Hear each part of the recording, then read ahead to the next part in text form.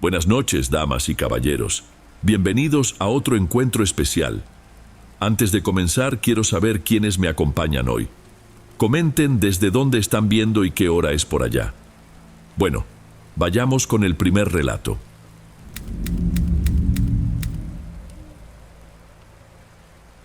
¿Ubican esa tranquilidad de un viaje con amigos cuando todo marcha exactamente como lo planearon? Esa sensación de que, por unos cuantos días, los problemas del mundo se desvanecen y solo existen la carretera, una cabaña rentada y charlas que se alargan hasta la madrugada. Es curioso cómo la mente se aferra a esos momentos de calma, quizás solo para hacer que el contraste con lo que sucedió después sea todavía más brutal. Buenas noches, Dom. Me llamo Jorge. Lo que estoy por narrar ocurrió durante un puente. Hará unos 4 años, más o menos. Éramos 4 amigos: Caleb, Ricardo, André y yo. Habíamos rentado una cabaña sencilla, un poco alejada del centro del pueblo, pero que quedaba cerca de la enorme presa de Valle de Bravo, que era el atractivo principal de la zona. Nos pasamos el día entero en eso que llamamos echar la flojera. Un poco de música, mucha plática sin importancia y esa agradable sensación de libertad. Sería ya más de la medianoche, tal vez la 1 de la mañana. El hambre, como es su costumbre, llegó sin avisar. A ninguno se nos ocurrió comprar algo para cenar más tarde, así que la única solución fue tomar el coche y conducir hasta la orilla de la presa. Alguien había comentado que por ahí se ponían unos puestos de antojitos que se quedaban abiertos hasta tarde, precisamente para la gente que salía de las pocas fiestas que había en el lugar. El sitio estaba tranquilo, la noche no era fría, solo corría una brisa ligera que mecía los árboles y producía un sonido agradable. Encontramos un puesto de comida abierto, con muy poca gente alrededor. Mientras esperábamos la comida, nos quedamos por ahí, junto al murete, observando la oscuridad del agua. La presa era gigantesca, un verdadero mar de agua dulce que se perdía en la negrura. Las luces de la costera apenas alcanzaban a iluminar una franja estrecha cerca de la orilla. El resto no era más que una oscuridad infinita y silenciosa. Recogimos la comida y regresamos cerca del murete. La plática seguía siendo ligera, discutiendo qué plan haríamos para el día siguiente. Fue Caleb, de hecho, el primero que se interrumpió a media frase. Se quedó en silencio con la mirada fija en dirección al agua. «Oye, ¿qué tienes?», preguntó uno de nuestros amigos. Caleb levantó una mano haciendo una seña para que guardáramos silencio. «Shh, escuchen», fue entonces cuando lo oímos. Era un sonido leve, casi devorado por el murmullo del viento. Un sonido humano, pero extraño. No era una conversación, ni tampoco una risa. Parecía más bien un esfuerzo, una voz ahogada, como si alguien intentara gritar con la mano sobre la boca. Apareció y desapareció. Los 4 nos miramos. El hambre pareció desvanecerse al instante. «Ha de ser gente en alguna lancha por ahí en medio», dije yo, más para autoconvencerme que por otra cosa. Pero entonces el sonido regresó. Esta vez se escuchó mejor. Eran 2 voces, una más alterada que la otra, y el ruido de algo golpeando el agua. Un golpeteo sobre una placa de metal. No era el ritmo de una fiesta, era un ritmo desesperado. El ambiente cambió por completo, esa paz nocturna se había roto. Ya no podíamos ignorarlo. «Esto no está bien», dijo Caleb dejando ya su comida sobre el murete. «No suena a que estén jugando». Tenía razón. Había un verdadero tono de pánico en aquello, incluso a la distancia. Nos quedamos ahí, inmóviles por unos segundos, solo escuchando. Las voces cesaron, pero el ruido del agua agitándose continuaba. Un instinto, no sé cómo explicarlo, nos hizo empezar a caminar por la orilla, en dirección a donde parecía venir el sonido, alejándonos de la luz del puesto. Caminamos unos 50 metros, quizá más, hasta una parte donde la iluminación era todavía más escasa y había unos pequeños muelles de madera donde los botes de pesca estaban amarrados. Y fue ahí donde lo vimos. Una pequeña silueta, una lancha de aluminio, meciéndose de una forma extraña, no muy lejos de la orilla. Y y las voces, ahora más cercanas, eran de pura desesperación. Ni siquiera lo discutimos. Dejamos todo en el murete y corrimos hacia aquellos muelles. El pasto de la orilla dio paso a una tierra apisonada y algo húmeda, que se hundía un poco bajo nuestros pies. Conforme nos acercábamos, se volvía más nítido el sonido del agua agitada y el de las voces, que ahora sonaban como un llanto desesperado y súplicas sin sentido. «Ayuda, por favor, por el amor de Dios», gritaba una de las voces, ronca. Cuando llegamos al borde del agua, la escena era un caos total. El bote de aluminio se sacudía violentamente, a pocos metros de tierra firme. Dentro, 2 hombres. Uno, mayor, se retorcía y parecía pelear contra el aire mismo, contra su propia ropa. El otro, un poco más joven, estaba acurrucado en el fondo del bote, una figura inmóvil en medio de toda esa confusión. No lo pensamos 2 veces. Caleb y yo nos metimos al agua, que estaba helada, y nos llegó a la altura de las rodillas. El lodo del fondo era blando y dificultaba cada paso. En cuanto sujetamos el costado del bote, nos golpeó el olor. No era solo el olor a agua de presa, a fango y a maleza. Había algo más, una cosa medio dulzona y podrida, que provocaba náuseas. El hombre que se debatía en cuanto nos vio intentó lanzarse en nuestra dirección. Tenía los ojos desorbitados, blancos y sin enfoque. No nos estaba viendo realmente, solo estaba reaccionando. «¡Sáquennos de aquí! ¡Sáquennos!», imploraba, aferrándose al borde del bote con una fuerza que hacía que sus nudillos se pusieran blancos.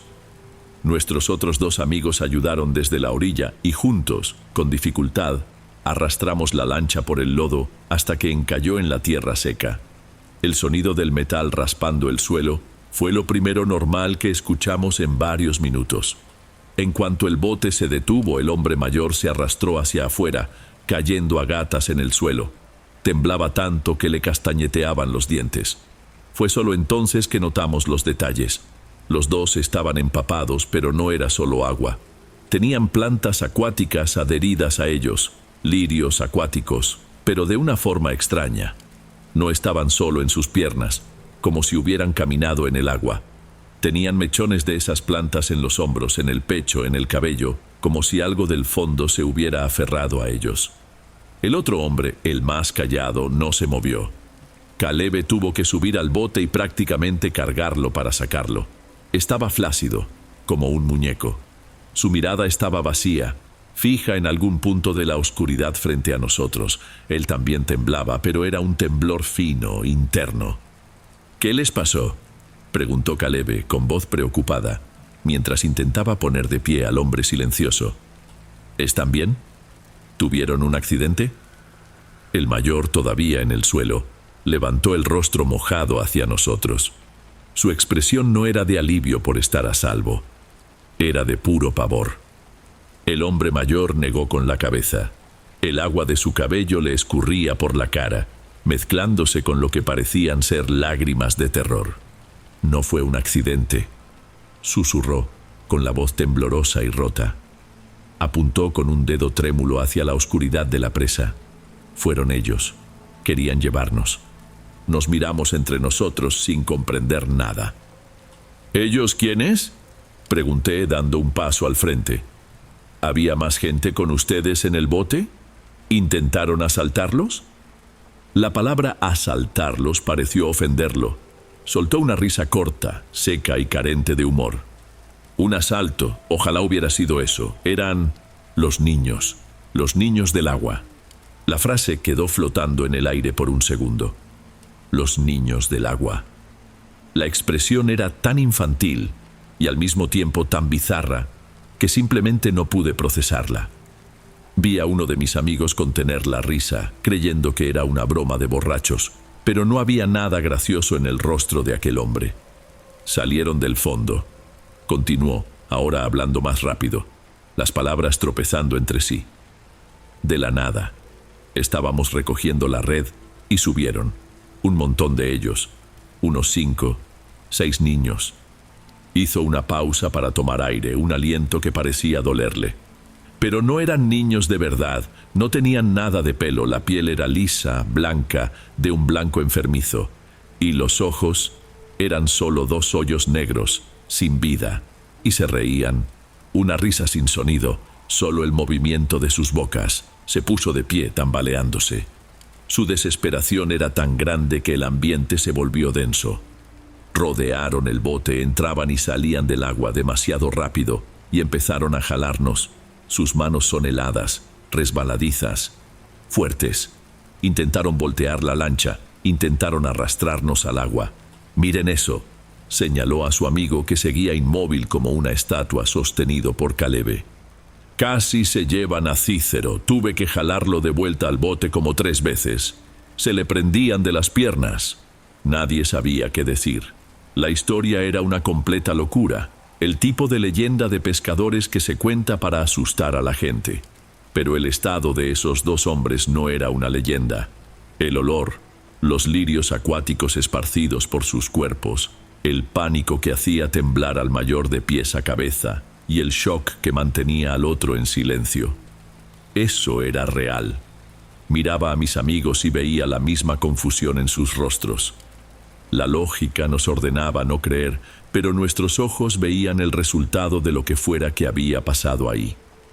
El hombre Eduardo nos miró con una súplica desesperada. Veía la duda en nuestros rostros, la forma en que nos mirábamos de reojo. Su frustración se mezcló con su pavor. «Cícero», lo llamó con la voz casi en un gemido. «Diles, Cícero, cuéntales lo que viste. Creen que estoy loco». Todas las miradas se dirigieron al hombre que, hasta ese momento, era prácticamente una estatua de shock. Seguía apoyado en Caleb, con el cuerpo flojo y la mirada perdida. Por un instante, pensé que ni siquiera había escuchado. Pero entonces, muy lentamente, su cabeza se movió. No nos miró a nosotros, sino al agua oscura de la presa. Cuando habló, su voz salió baja y áspera como si raspara su garganta al salir. Es verdad, esas 2 palabras, dichas en ese tono muerto, fueron más aterradoras que todos los gritos de Eduardo. El silencio que vino después fue pesado. «Todo», continuó Cícero con la voz entrecortada. «Todo lo que él dijo. Las manos, la forma en que jalaban». Tragó saliva y sus ojos se abrieron un poco más, como si un recuerdo específico hubiera regresado con toda su fuerza. Su risa no la oíamos con los oídos. Era dentro de la cabeza, un ruido que hacía que quisieras aventarte al agua solo para que se detuviera. Su confirmación, dicha con esa convicción vacía de quien ya lo ha perdido todo, aniquiló cualquier duda que aún me quedaba. Aquello no era una historia, era un testimonio. El aire se volvió helado, y por primera vez en toda la noche sentí un miedo real, un nudo en la boca del estómago. La confesión de Cícero pareció reavivar el pánico de Eduardo. Miró a su amigo, luego a nosotros, y algo en su rostro se quebró. En un movimiento rápido e inesperado, se abalanzó sobre Caleb, que todavía sostenía a Cícero. «Ustedes no entienden», gritó, sujetando el cuello de la camisa de mi amigo con una fuerza absurda. «Tienen que irse de aquí. Ahora. Ellos huelen a la gente. Pueden regresar. ¡Socorro! ¡Que alguien nos ayude!». Caleb, tomado por sorpresa, retrocedió un paso, intentando zafarse. «Cálmese, señor, cálmese». Mi otro amigo y yo reaccionamos por instinto, jalando a Eduardo de los brazos. No nos estaba atacando. Estaba intentando salvarnos de una manera desesperada. «Le creemos», dije con la voz más alta de lo que pretendía. «Les creemos». Al oír eso, su fuerza desapareció. El cuerpo de Eduardo se ablandó y se desplomó en el suelo, sollozando. No era un llanto de tristeza, sino de puros nervios. Cícero solo observaba, aún con la mirada fija en el agua, como si esperara que las criaturas volvieran en cualquier momento para terminar el trabajo. Nos quedamos parados ahí, en medio de esa escena, por un tiempo que pareció una eternidad. El llanto bajo y cansado de Eduardo era el único sonido, aparte del viento. No había nada más que pudiéramos hacer. No éramos policías, ni médicos. Éramos solo 4 muchachos que se habían detenido a comer algo y se encontraron de frente con una pesadilla. «Tenemos que irnos», susurró uno de mis amigos, y nadie se opuso. Comenzamos a alejarnos caminando de espaldas por unos metros, sin el valor de darle la espalda por completo a la oscuridad de la presa. Un miedo irracional, lo sé, pero se sentía incorrecto. El dueño del puesto y otro muchacho venían en nuestra dirección, probablemente atraídos por el grito de Eduardo. Eso me dio una pizca de alivio, saber que no se quedarían solos. Cuando miré hacia atrás por última vez antes de subir al coche, los dos pescadores eran solo dos siluetas encogidas junto a su bote, dibujadas por la débil luz de la orilla. El camino de regreso a la cabaña fue en un silencio absoluto. Dentro del coche, el olor a lodo y a agua estancada de la presa parecía haberse impregnado en nuestra ropa. Un recordatorio físico de lo que había sucedido. Nadie encendió el radio, nadie tocó el tema. La magia del viaje se había terminado por completo. Yo solo podía repasar la escena en mi cabeza. El olor, los ojos de Eduardo, la voz muerta de Cícero, la fuerza con la que sujetó la camisa de Caleb. ¿Cómo se supone que uno vuelve a la normalidad después de algo así? Esa noche nadie durmió bien. Al día siguiente empacamos nuestras cosas y nos fuimos, 2 días antes de lo planeado. Nadie tuvo que sugerirlo, fue un acuerdo mudo. Hasta el día de hoy nosotros 4 nunca hemos vuelto a hablar de ese asunto. Es algo que quedó sobreentendido entre nosotros. A veces me siento culpable por habernos ido de esa manera, pero ¿qué más podríamos haber hecho? ¿Contarle esa historia a la policía? Nos habrían tomado por locos. Lo más extraño es que, cuando recuerdo esa noche, lo que me provoca un escalofrío no es la imagen de las supuestas criaturas. Lo que se quedó grabado en mi mente, lo que realmente me atormenta, es el recuerdo del rostro de esos 2 hombres, la certeza, el terror puro y absoluto de quien ha visto algo que no pertenece a este mundo. Esa noche descubrí que lo peor no es el monstruo, es lo que deja en la cabeza de quien logra escapar.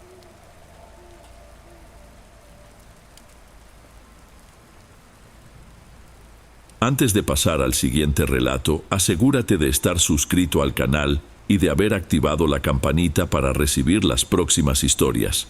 Aprecio mucho tu compañía y tu apoyo hace toda la diferencia. Bueno, sigamos.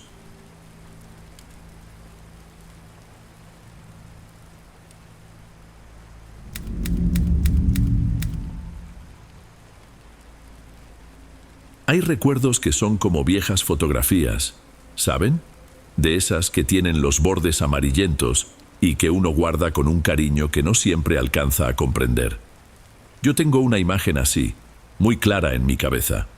La única diferencia es que el centro de esa fotografía mental que tengo muestra algo que, sencillamente, no debería existir. Mi nombre es Reginaldo. Lo que voy a contarles sucedió hace mucho, mucho tiempo. A principios de los años 90. Mi familia tenía la costumbre de, una vez al año, reunirnos todos para ir a la playa. Era casi una caravana, 3 o 4 coches en fila por la carretera, repletos de primos, tíos, y ese caos tan agradable que solo se vive en un viaje así. En esa ocasión rentamos una de esas casas de playa muy sencillas, con muebles de mimbre ya marcados por el tiempo y el salitre, y un olor permanente a bloqueador solar mezclado con el del café que mi abuela insistía en preparar muy temprano. Yo siempre fui más cercano a ella, a mi abuela Naná. En aquel entonces, con mis 11 años, yo era un niño callado, de los que siempre andan en su propio mundo. Y ella, con su paciencia infinita, parecía la única persona que no solo entendía, sino que además respetaba mi forma de ser. Aquel día en particular había sido perfecto. El sol intenso, la gritería de la chamacada corriendo por la arena, mi tío intentando organizar un partido de fútbol que nunca salía bien, el guión de siempre. Pero cuando el sol comenzó a bajar, tiñendo el cielo de un tono anaranjado muy fuerte, la mayoría del grupo decidió que ya era hora de volver.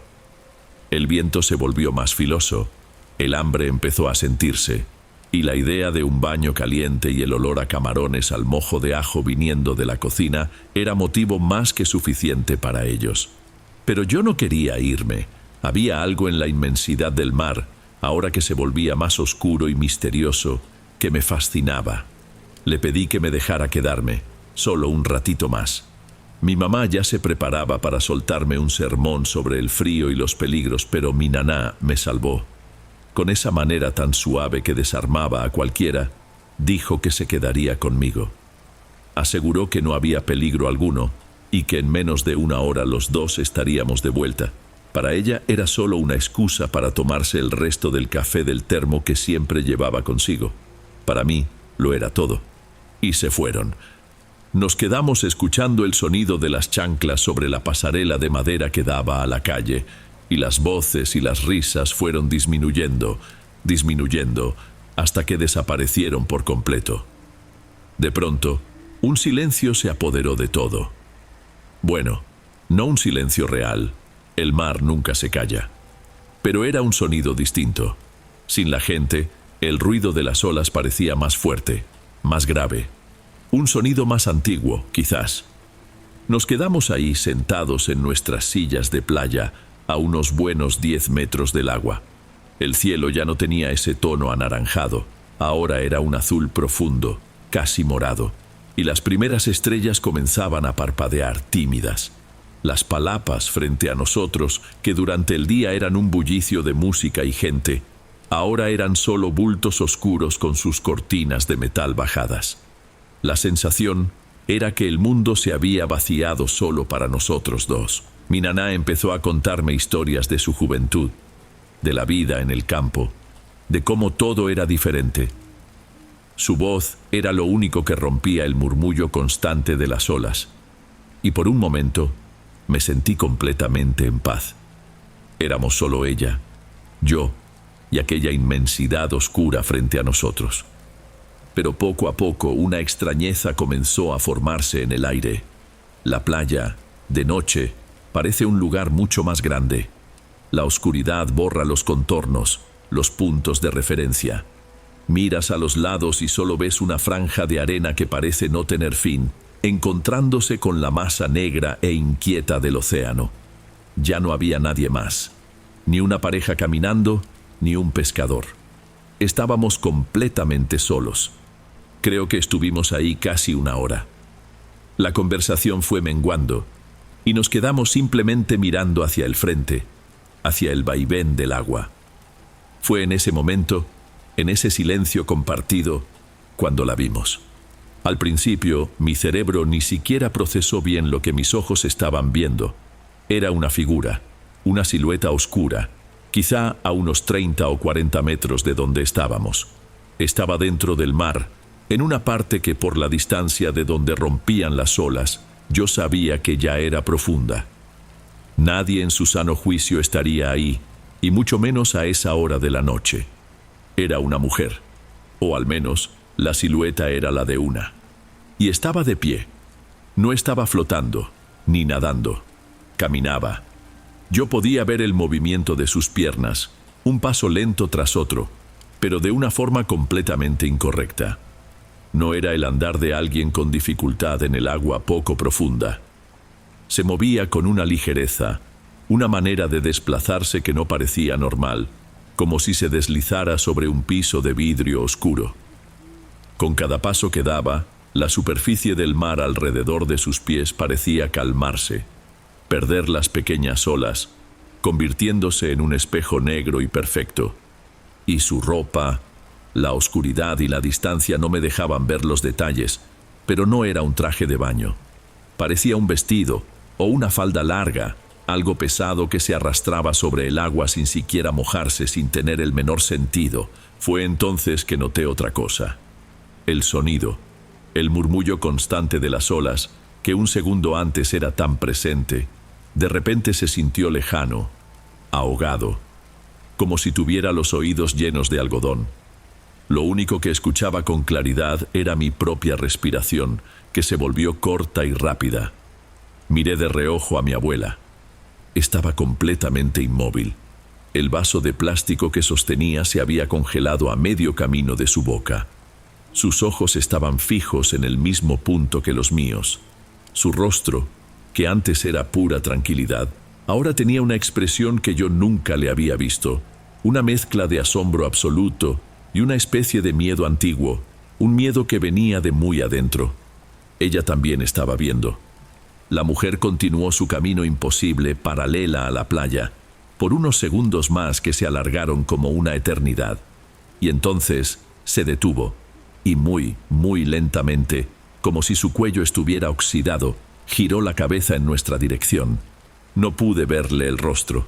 No se distinguían ojos ni boca, nada. Pero lo sentí. Sentí esa mirada sobre nosotros. Fue como un golpe seco en el estómago. Aquello no era solo un fantasma cualquiera, vagando perdido. Aquello sabía que estábamos ahí. Aquello nos estaba observando. En ese instante, toda la fascinación que sentía por el mar de noche se transformó en miedo de verdad. La inmensidad ya no era hermosa y misteriosa. Era un abismo, y de ese abismo había salido algo que nos veía.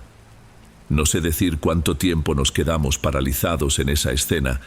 Los tres, yo, mi abuela y esa cosa, congelados en la oscuridad de la playa.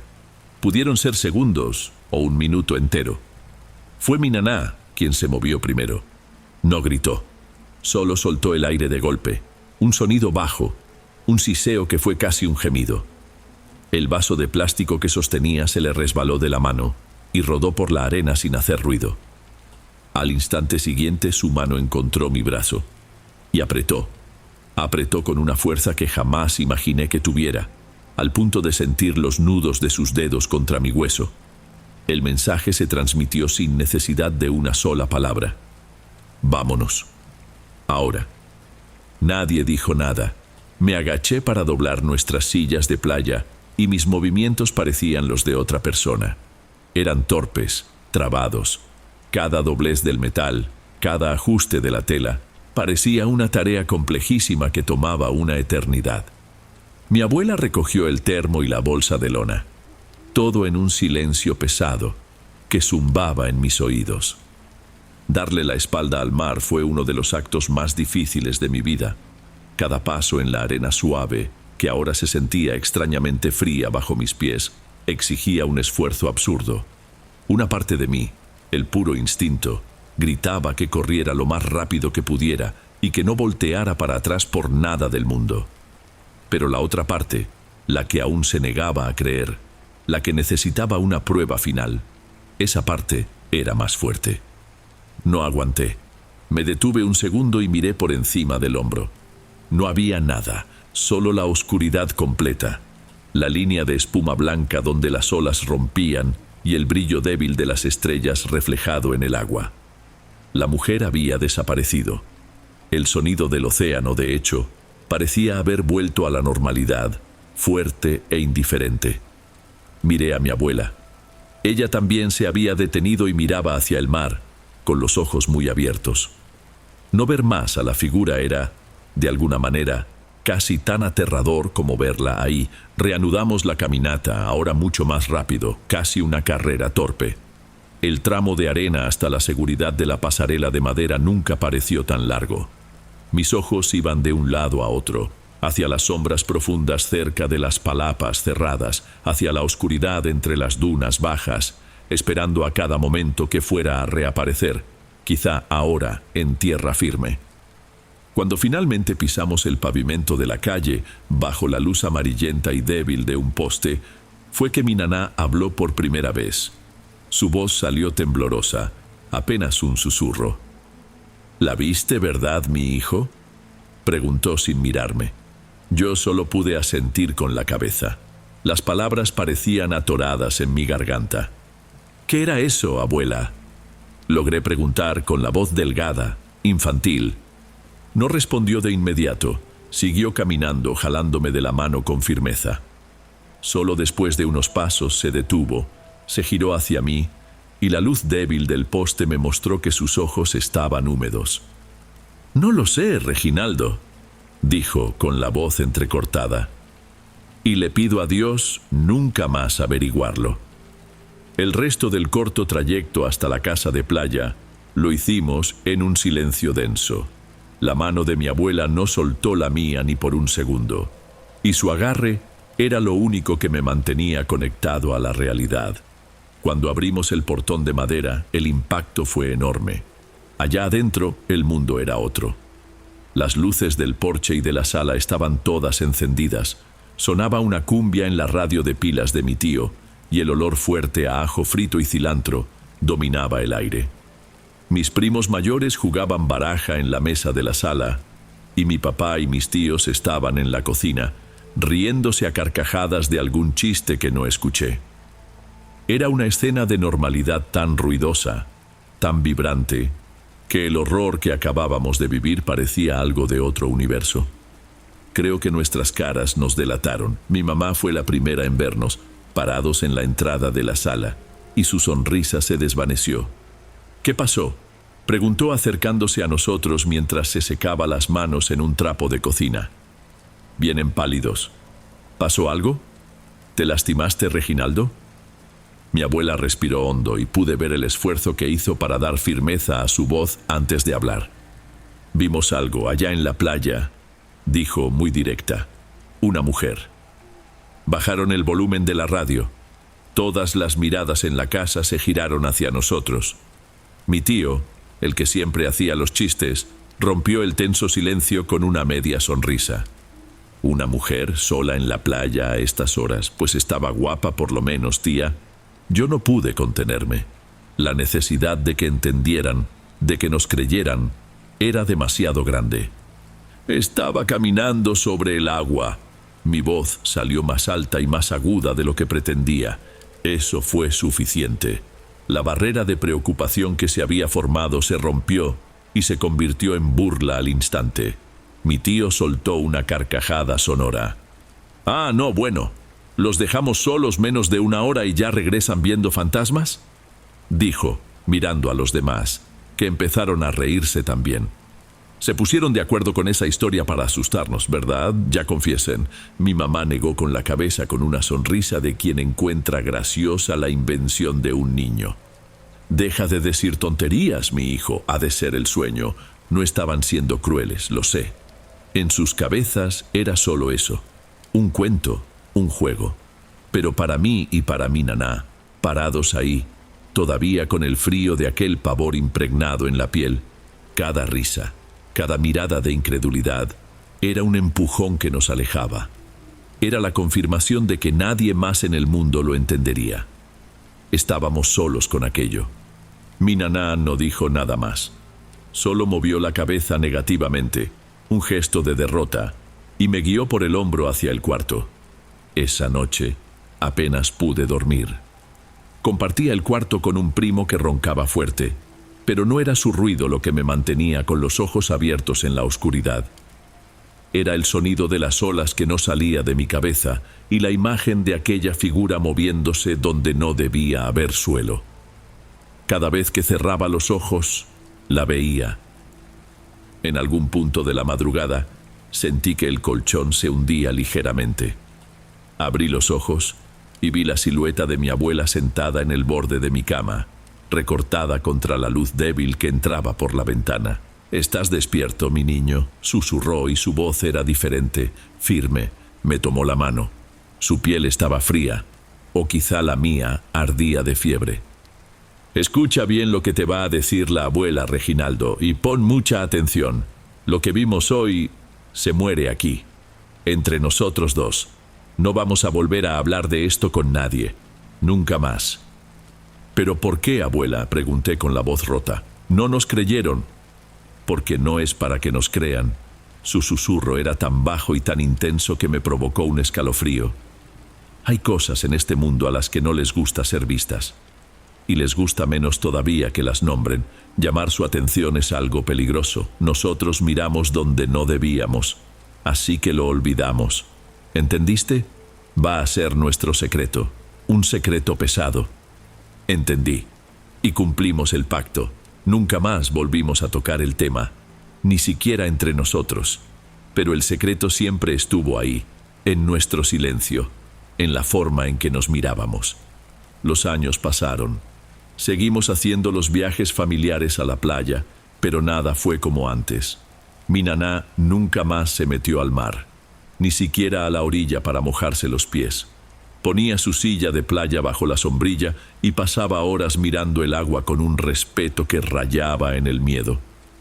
Su mirada ya no era de admiración, era de vigilancia. Y yo también cambié. Esa fascinación que tenía por el océano oscuro se convirtió en un pavor que nunca le conté a nadie y que cargo hasta el día de hoy. Nunca más en mi vida he podido poner un pie en el mar de noche. La simple idea de estar en esa inmensidad negra sin saber qué puede emerger de las profundidades me provoca una mala sensación, una opresión en la garganta. Mi abuela falleció hace 5 años y hasta el final de su vida aquel secreto fue el lazo más fuerte y más extraño que tuvimos.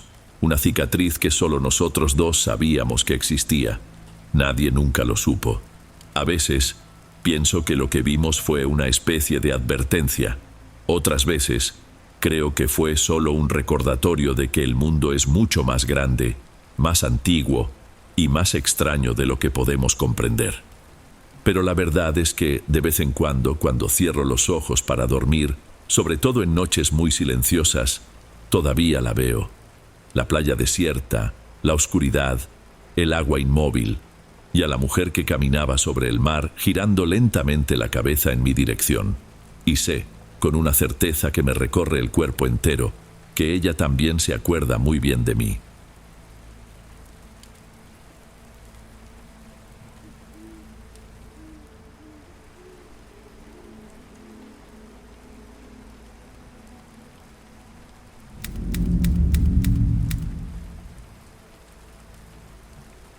La herencia no se trata solo de lo que te legan, sino de lo que te ves forzado a cargar a partir de ese momento. Para mí no hubo dinero, ni joyas, ni nada de valor. Fue una casa, y con ella todo lo que venía incluido. Buenas noches, Dom. Mi nombre es Nivaldo. Mi madre, Cristian, falleció hace unos 4 meses. Fue repentino, un problema del corazón que nadie vio venir. Yo vivía en otra ciudad, una de esas junglas de asfalto donde trabajas más de lo que vives, y la noticia me tomó completamente desprevenido. Para ser honesto, no estaba pasando por mi mejor momento.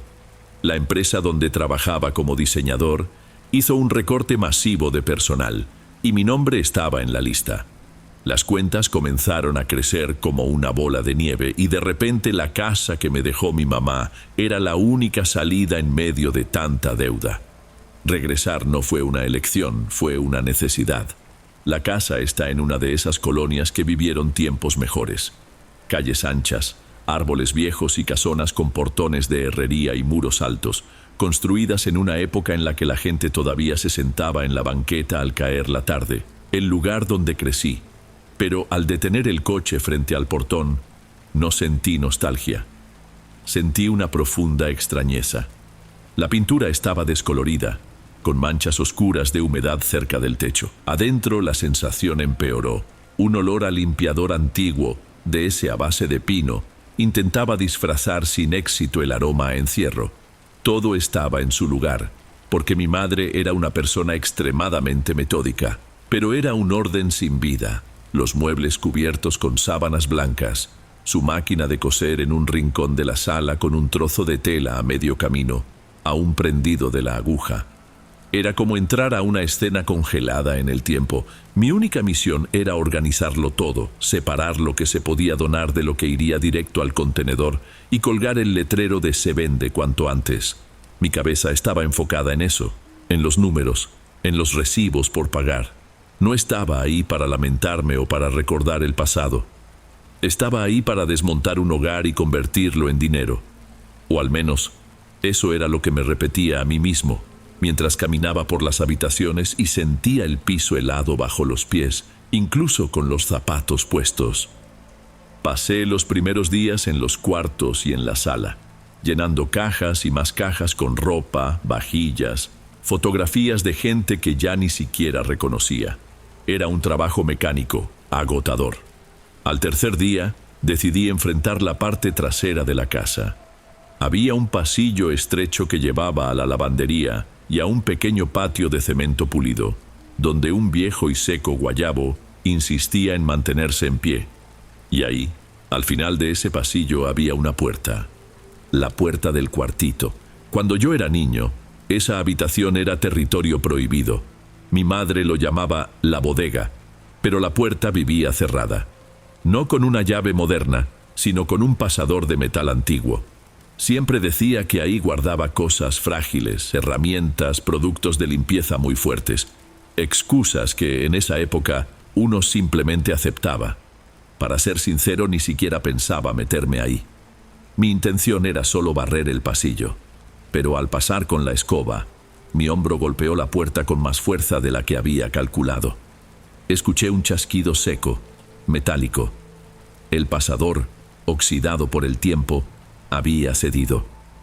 La puerta se entreabrió unos 4 o 5 dedos, lentamente, sin hacer ruido. Una corriente de aire escapó de adentro, y el olor que trajo consigo me hizo detenerme en seco.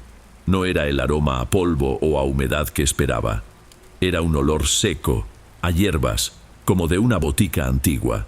Y debajo de eso un aroma extraño, medio dulzón, que no logré identificar. Empujé la puerta por completo. La única luz venía de un ventanuco alto y polvoriento, pero fue suficiente para que pudiera ver. El lugar era pequeño, tal vez de unos 2 metros por 3, y las paredes, del piso al techo, estaban cubiertas por estantes de madera oscura. Pero no era un desorden, para nada. Era una organización metódica, casi enfermiza. Frascos de vidrio, de esos de café soluble o de aceitunas, estaban alineados en filas perfectas. Dentro de ellos no había clavos ni tornillos. Había tierra oscura, ramas secas, hojas atadas en pequeños manojos. En otros, líquidos amarillentos con cosas flotando adentro. Cajas de zapatos viejas, apiladas, llevaban etiquetas escritas a mano por mi madre. 1998, completado. 2005, falló. 2012, pausa. Aquello no era una bodega. Me quedé parado en la entrada, sin atreverme a dar un paso adentro. No era miedo, todavía no. Era una incomodidad profunda. La sensación de haber abierto una puerta que debió permanecer cerrada. Era como descubrir un lado de mi propia madre que no tenía ni la menor idea de que existía. Cerré la puerta despacio, volviendo a encajar el pasador en su sitio, aún sabiendo que estaba roto. Por 1 o 2 días, evité siquiera mirar en esa dirección. Me enfoqué en el resto de la casa. Pero la imagen de aquellos estantes, de ese orden bizarro, no se me salía de la cabeza. Necesitaba vaciar ese cuarto como cualquier otro.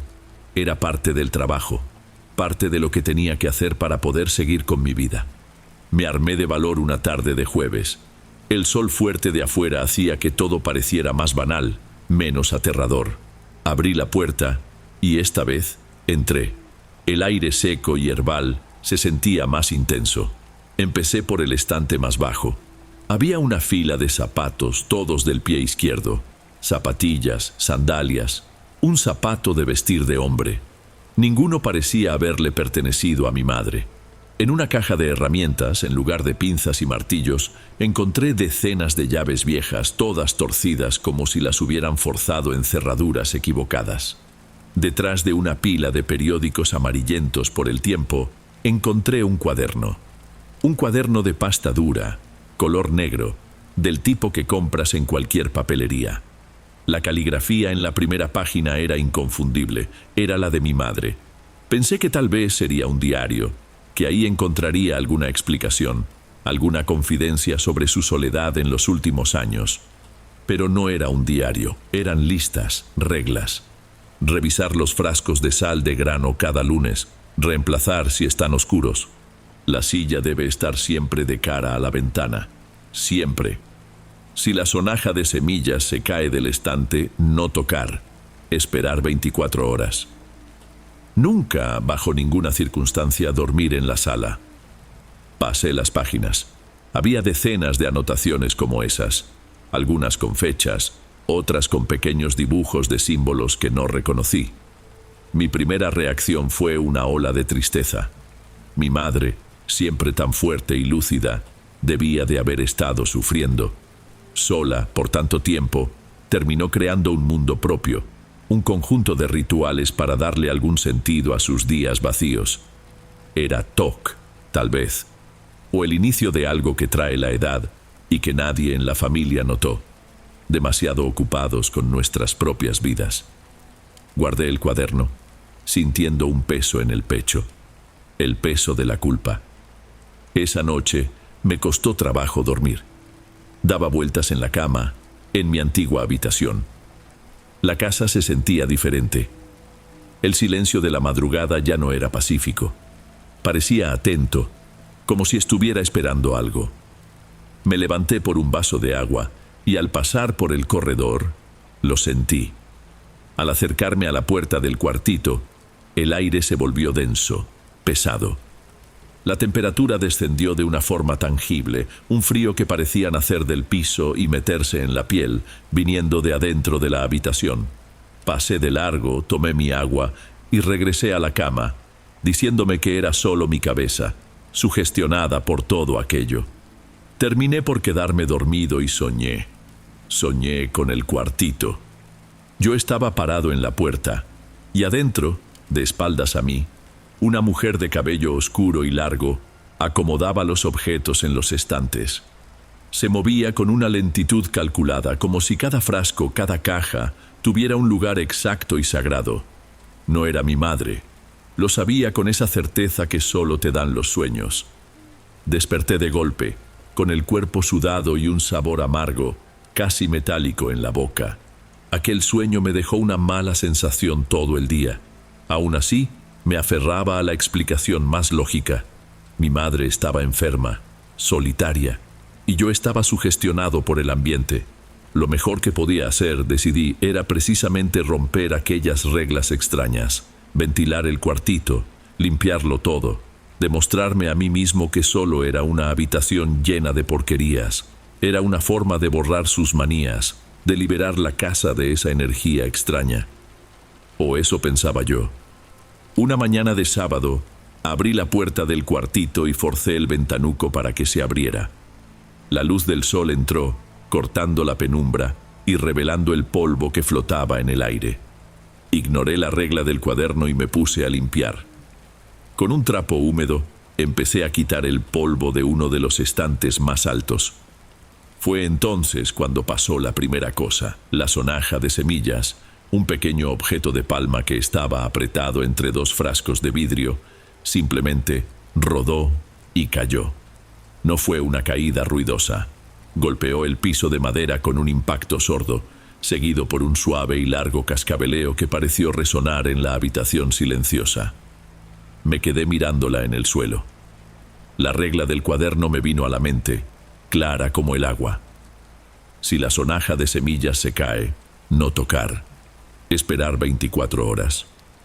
Lo pensé 2 veces, pero la idea de dejar un objeto a mitad del paso por un día entero, por culpa de una superstición, me pareció absurda. Con la punta de una escoba, recogí la sonaja y la puse de nuevo en su lugar. Sentí un escalofrío extraño al hacerlo, pero me obligué a ignorarlo. Continué la limpieza por 1 hora más, moviendo algunas cajas, creando un pequeño espacio vacío en el centro del cuarto. Al final del día, cerré la puerta, sintiendo un tonto orgullo por haber enfrentado aquello. A la mañana siguiente desperté y fui a la cocina a prepararme un café. Por costumbre, pasé por el corredor y miré hacia la puerta del cuartito. Estaba cerrada, como la había dejado. Pero algo me hizo detenerme. La silla. Recordaba perfectamente haberla dejado recargada en la pared del fondo. Ahora, estaba colocada justo en el centro del espacio que yo había limpiado, mirando de frente hacia la puerta, como si alguien se hubiera sentado ahí durante la noche simplemente a esperar. Se me revolvió el estómago. Regresé a mi cuarto y cerré la puerta, con el corazón latiendo más rápido.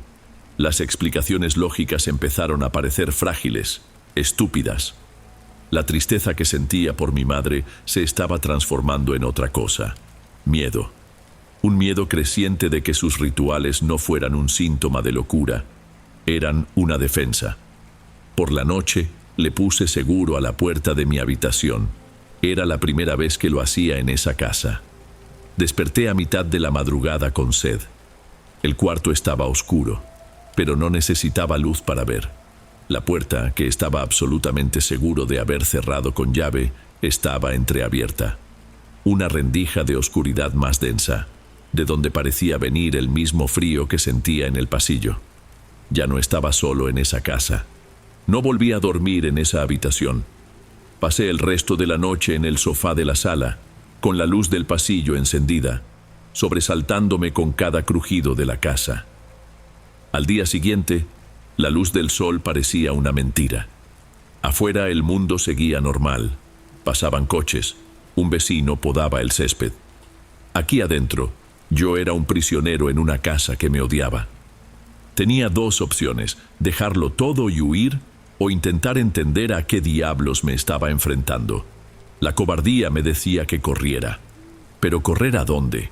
¿A volver al hoyo de deudas que me había traído hasta aquí? La necesidad desesperada de respuestas, mezclada con el hecho de que no tenía un plan B, me hizo quedarme. Esa noche el agotamiento me venció. Me quedé dormido en el sofá en un sueño pesado y sin ensueños. Y entonces ocurrió. No sé cómo describirlo. No fue un despertar, fue una transición. En un momento, estaba en la negrura del sueño. Al siguiente, estaba consciente. Y ya no estaba en la sala. Estaba sentado en la silla, dentro del cuartito. La puerta estaba cerrada, atrapándome ahí adentro. La única luz era un fino haz que entraba por el ventanuco, iluminando el polvo en el aire. Mi cuerpo estaba helado, inmóvil. No recordaba haberme levantado del sofá, ni haber caminado por el pasillo, ni haber entrado ahí. Me cayó el 20 con la fuerza de un puñetazo en el estómago. Algo me había traído hasta aquí. El miedo que sentí fue distinto a todo lo demás. Fue un miedo primitivo que me hizo querer gritar, pero el sonido no salía. Y ese miedo se convirtió en rabia. Una rabia ciega, desesperada. Si iba a tener miedo, iba a saber de qué. Me levanté de la silla de un salto y empecé a revolver el cuarto. No con cuidado, no para limpiar. Rasgaba cajas, tiraba frascos al suelo, esparciendo tierra seca y hierbas por el piso. Buscaba una respuesta, una pista, cualquier cosa que le diera un nombre a aquello. Fue entonces que, dentro de una caja de cartón grande y sin etiquetas, debajo de sábanas amarillentas, encontré otra caja, más pequeña, de madera. Dentro de ella más cuadernos, unos 5. La caligrafía en algunos era parecida a la de mi madre, pero en otros era distinta. Una letra más antigua, elegante. Otra, más temblorosa y débil. Eran generaciones de anotaciones, generaciones de reglas. En el fondo de la caja, debajo de los cuadernos, había una única foto. Un retrato de estudio, antiguo, en tono sepia. Mostraba a una mujer joven, de cabello oscuro recogido en un moño, con una mirada seria y cansada. Jamás la había visto en mi vida. Le di la vuelta a la foto. En el reverso, con una caligrafía cuidada que definitivamente no era de mi madre, estaba escrita una sola palabra: sucedida. En ese instante todo encajó en mi cabeza de una forma horrible. Sucedida. Los cuadernos, los rituales. Mi madre no estaba loca. Era una guardiana. Ella había tomado el lugar de la mujer de la foto, quien probablemente sucedió a otra antes que ella. Aquella no era su casa. Era su puesto de vigilancia. El cuarto no era una bodega. Era una celda. Y yo, en mi ignorancia y arrogancia, había pasado las últimas semanas forzando la cerradura. No esperé al amanecer. Salí de ese cuarto y no miré atrás. Tomé mi cartera, las llaves del coche y el celular y salí de la casa dejando la puerta principal abierta. Conduje sin rumbo por horas, hasta que la luz de la gasolina en el tablero comenzó a parpadear. Me detuve en una gasolinera en la carretera, con las manos aún temblando, y le llamé a mi hermano. ¿Milton? La voz apenas me salió. Nivaldo, ¿qué pasa? Son las 3 de la mañana. Vende la casa, dije, atropellando las palabras. Anúnciala mañana. Véndela por el precio que sea, no me importa. Tranquilo, ¿qué pasó? ¿Estás bien? Estoy perfecto, solo que ya no quiero saber nada de ese lugar. Mentí. Y cuando la vendas, tira todo. Todo. ¿Me estás entendiendo? Contrata un contenedor y tira cada maldita cosa a la basura. Yo te lo pago. Se quedó en silencio por un segundo, probablemente pensando que me había vuelto loco. Pero aceptó. Nunca más volví a poner un pie en ese lugar. En los meses siguientes, mi vida fue un borrón. Renté un departamento pequeño, un cubículo en un edificio sin elevador, y empecé a tomar algunos trabajos como freelancer. Poco a poco la sensación de peligro fue disminuyendo. Las pesadillas se volvieron más raras. Mi hermano me llamó para decirme que la casa se había vendido a una pareja de jubilados. Iban a remodelarlo todo. Y sí, me confirmó. Todos los cachivaches del cuartito trasero fueron desechados. Sentí un alivio que casi me hizo llorar. Estaba libre. El problema era la casa, y la casa ya no era mía. Fue anoche cuando entendí la magnitud de mi error. Ya pasaba de la medianoche, estaba terminando un trabajo en la computadora. El silencio en mi departamento era total, hasta que lo escuché. Un sonido bajo, seco, viniendo de mi closet cerrado. Un suave cascabeleo de semillas. Yo no destruí la celda, solo abrí la puerta. Y la cosa que mi madre, y tantas otras antes que ella, pasaron su vida entera vigilando, ahora sabe mi nombre y vive conmigo.